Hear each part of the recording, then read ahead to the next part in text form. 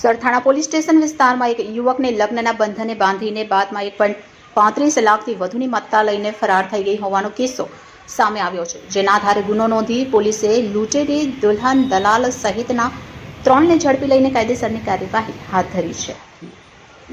સુરત શહેરના સરથાણા પોલીસ સ્ટેશનમાં ગત 6ઠા મહિનામાં એક અરજી આવી હતી વિપુલભાઈ ડાયાણીના નામથી કે એમની સાથે એવું ચીટિંગ થયું હતું કે એમને લગ્નની લાલચ આપીને એમની પાસેથી 1,35,000 જેટલા રૂપિયાની છેતરપિંડી કરવામાં આવી હતી। જે અરજીના અનુસંધાને સરથાણાના પીઆઈ અને એમની ટીમે મહેનત કરીને એ જે ટીમ એના સુધી પહોંચી ગયા। તો એમાં બનાવ એવો છે કે વિપુલ ડોબરિયા કરીને જે એક શખ્સ છે અને એને જ્યોતિ નામની એક છોકરીનો કોન્ટેક્ટ કરેલો અને બંને જણા મળીને જે છોકરીઓ કામ કરતી હોય ઘરકામ કરતી હોય એમને સમજાવે કે તમે અમારી સાથે અમે કહીએ કામ કરો, અને એ છોકરીઓને તૈયાર કરી અને નકલી દુલ્હન બનાવે અને સમાજમાં સોસાયટીમાં એવા માણસો શોધે કે જેના લગ્ન ના થયા હોય અથવા જેને પત્નીની જરૂર હોય, એમને પછી વાતોમાં ભોળવી અને આ છોકરીની ઓળખાણ કરાવે એના નામ બદલીને। તો આ જે ગુનો હતો એમાં જે છોકરી છે, જે દુલ્હન છે, એણે એનું નામ સંજના નામ આપેલું અને આ સંજના છે અને સંજના આ જ્યોતિને ત્યાં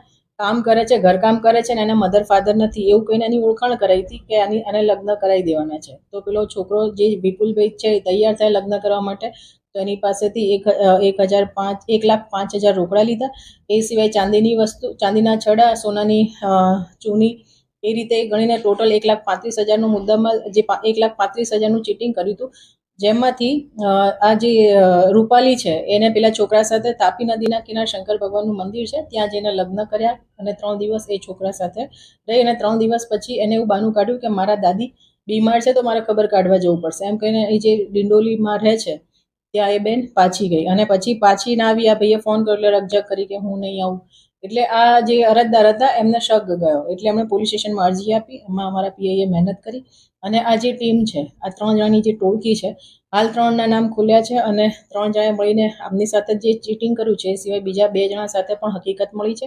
એ સિવાય બીજા કોની સાથે ચીટિંગ કર્યું છે એની અત્યારે પોલીસ તપાસ કરી રહી છે।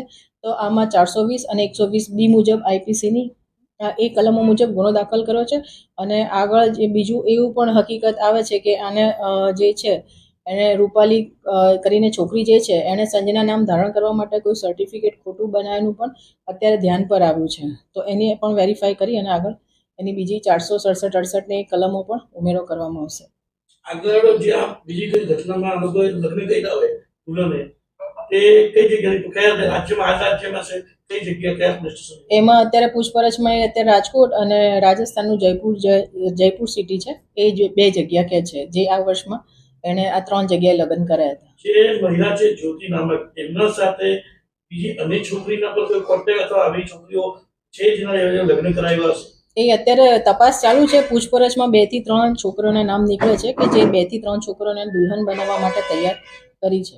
આગળની તપાસ ચાલુ છે। ઓકે।